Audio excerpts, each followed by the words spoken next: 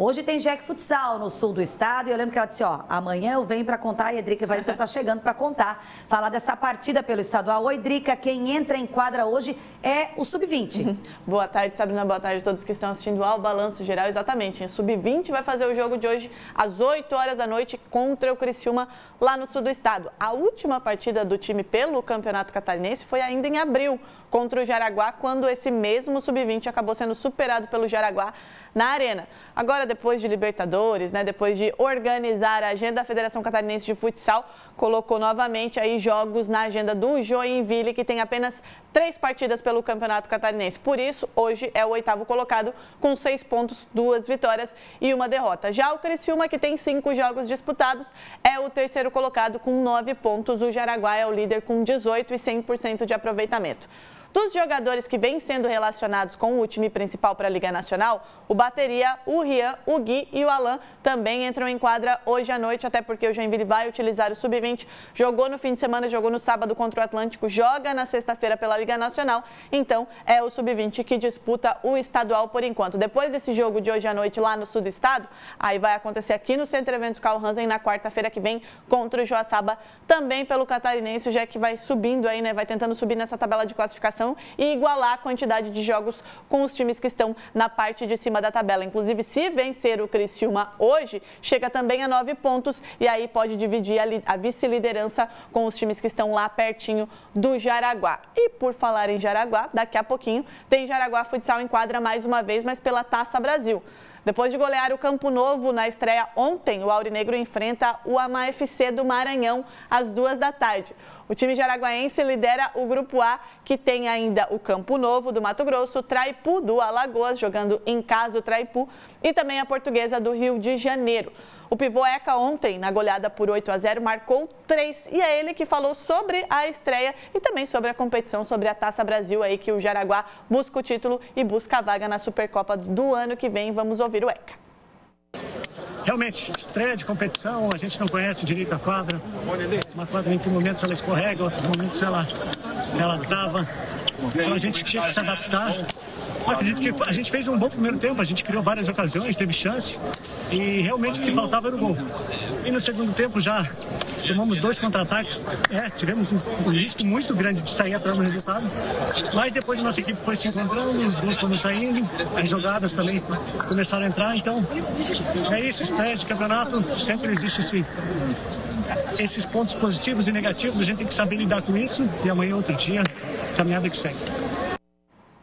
Tá aí, o Eca falando sobre a Taça Brasil, que tem tido alguns problemas com relação à quadra, A gente viu antes ali, a quadra, ela é uma quadra emborrachada e como tem muita umidade lá em Maceió, o primeiro dia, inclusive, teve jogo cancelado, teve jogo terminando às 2 horas da manhã. Ontem a gente teve um jogo que demorou mais também, o jogo do Praia Clube, que acabou empatando com o SMAC na estreia, então tá tendo que fazer alguns ajustes aí para conseguir fazer essa Taça Brasil nessa semana, lembrando que a Taça Brasil é a competição aí mais antiga do futsal brasileiro e o campeão garante vaga na Supercopa do ano que vem. Jaraguá, Praia Clube e Pato são os favoritos ao título. A gente vai seguir acompanhando a campanha do Aurinegro. E o Joinville Vôlei anunciou mais um reforço para a temporada. O jovem ponteiro Guilherme Amorim é o 6º confirmado pelo time. Aos 21 anos, ele foi recentemente, inclusive, convocado para a Seleção Brasileira de Novos. Ele que foi revelado nas categorias de base do vôlei Renata foi destaque do Goiás na última Superliga. Além dele, o Joinville já anunciou para essa temporada de 2025-2026 os levantadores Thiaguinho e Matheus Wink, o central Paulo Carraro, o ponteiro Marcos Coelho e o líbero Gianzinho. Além dos que chegam neste ano, o Joinville renovou com os centrais Brito e Robert, com o líbero Henrique e com o oposto Jaques. Vai tomando forma aí o Joinville Vôlei dessa temporada. Joinville que deve se apresentar na segunda quinzena de julho, porque o Campeonato Catarinense desse ano vai ser um pouquinho diferente, então vai ficar mais para frente no segundo semestre. O Joinville se apresenta em julho, faz os treinamentos, faz pré-temporada, Campeonato Catarinense e depois Superliga a partir de outubro. E na Série A do Brasileirão, o futebol segue parado por conta do Mundial de Clubes. Os atletas estão curtindo aí um momento de férias com a família, com os amigos, e enquanto isso, as equipes trabalham nos bastidores. O Pedro Ramiro chega mais com esse assunto. Jogadores de 16 times brasileiros estarão de férias pelas próximas 2 semanas. E antes que o torcedor reclame, essa pausa é obrigatória por lei. Momento para os atletas descansarem, refletirem e se recuperarem. Um longo período também, eu acho que é um momento onde todo mundo, precisa esfriar um pouco a cabeça também.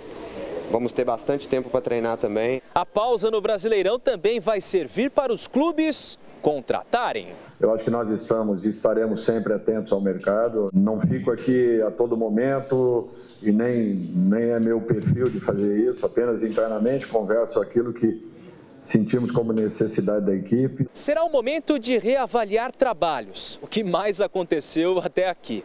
Foram 8 técnicos demitidos em 12 rodadas. Se o campeonato terminasse hoje, o Flamengo seria campeão. Cruzeiro, Bragantino e Palmeiras fechariam o G4. Já os rebaixados seriam Internacional, Fortaleza, Juventude e Sport. Mas claro que ainda tem muita bola para rolar e você vai curtir todos os detalhes aqui na tela da Record. Tá aí, né? Campeonato Brasileiro parado, Mundial de Clubes seguindo a todo vapor, né? Ontem a gente teve um jogaço entre o Boca e o Benfica. O Flamengo vencendo no final do dia por 2-0 e hoje tem estreia do Fluminense também. Enquanto isso, aqui no futebol brasileiro, o pessoal segue aí nos bastidores trabalhando nessa mesa. É isso. Valeu, Drica. Até amanhã, então, falando de Araguá e Jack em quadra, para quem assiste a Balanço Geral e, claro, outras informações. Boa tarde para você, para quem está em casa também.